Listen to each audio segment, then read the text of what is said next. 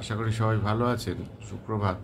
না, আবার তো একটুখানি দুশ্চিন্তার কারণ হয়ে দাঁড়াচ্ছে যে কোভিড আমিও পাচ্ছি। মানে আমার হাসপাতালেও, যে কটা হাসপাতালে আমি যাই, টুকটুক করে ভর্তি হচ্ছে মানে খুব অসুস্থ হয়ে ভর্তি হচ্ছে তা নয়, কিন্তু হচ্ছে। অ্যাকচুয়ালি কী হয়েছিল, আমাদের দেশটা 140 কোটি দেশ, আমাদের খুব ভালোভাবে ভ্যাকসিনেশন প্রোগ্রাম চালু ছিল, করা হয়েছিল, কিন্তু অনেকেই যেমন দুটো নিয়েছেন, তৃতীয়টা নেননি। সেরকম তো বহু আছে, কিন্তু অদ্ভুত ব্যাপার, অনেকে একটা নিয়ে থেমে গেছেন, নেননি। আবার কেউ কেউ কিছুই নেয়নি।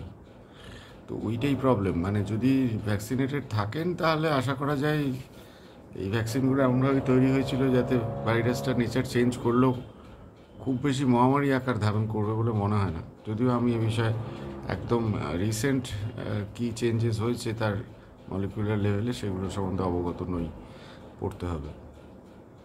ওভারঅল যেটা বলতে পারি যে নিজেদের প্রোটেকশনটা অলরেডি শুরু করুন।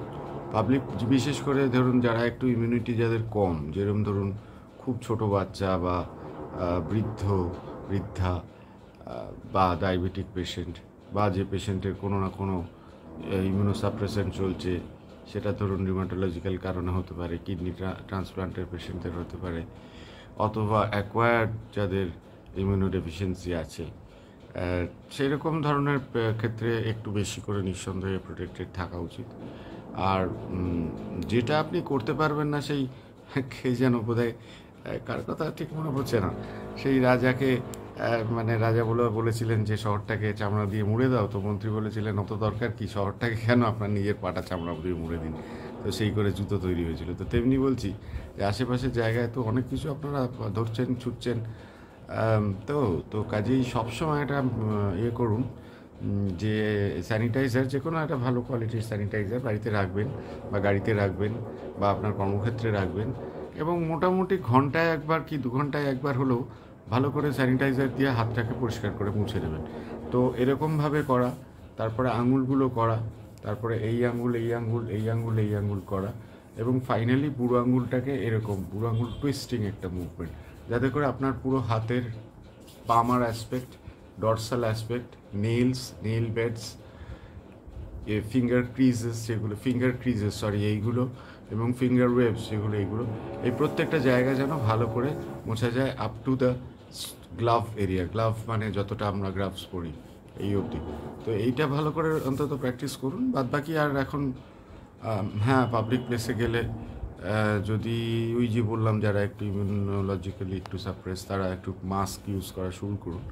দেখুন, মাস্কের ওই সব N95 ওই সব কনসেপ্টে আমার আগে অনেক লেখা আছে, অত কিছু দরকার নেই। Plain and simple surgical mask, সেটাই যথেষ্ট।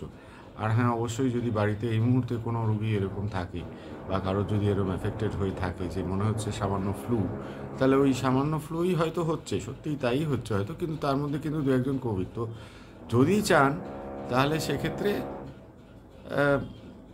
যদি মনে করেন একটু কেন কিছু বেশি লাগছে ফ্লুয়েড থেকে, তাহলে কোভিডের টেস্টটা করে দেবেন। এখন তো আর আমরা সেই গলা খুঁচিয়ে আর্টিফিশিয়াল দরকার পড়ে না, এখন আপনি বাড়িতে বসেই টেস্ট করতে পারেন। যাই হোক, আশা করি আতঙ্কিত হওয়ার কিছু নেই। যারা যা করে ফেলেছেন, ভ্যাকসিন যেভাবে নিয়ে ফেলেছেন, আর তো নেওয়ার জোগাড় নেই। তো কাজেই সেইটা ভেবে লাভ নেই। তো যেটা করতে পারেন, নিজের ইমিউনিটিটাকে বাড়ান। কোভিডের সময় আমি অনেক বলেছি, অনেক লিখেওছি, ইমিউনিটি বাড়ানোর জন্য কাঁচা হলুদ, ভিটামিন সি মানে সাইট্রাস ফ্রুটস, লেমন, এইগুলো একটু বেশি করে ইউজ করুন। তো সেটা নিজের ইমিউনিটিটা বাড়ান, রেগুলার এক্সারসাইজ ইত্যাদি করুন, সুখাদ্য খান, আর এই যে বেসিক প্রোটেকশনগুলো, এইগুলো আপাতত করুন। আতঙ্কিত হবেন না, আতঙ্ক ছড়িয়ে দিলে কিন্তু আরও বেশি কেলেঙ্কারি হবে। দিনটা ভালো কাটুক, সবাই ভালো থাকুন, সুস্থ থাকুন।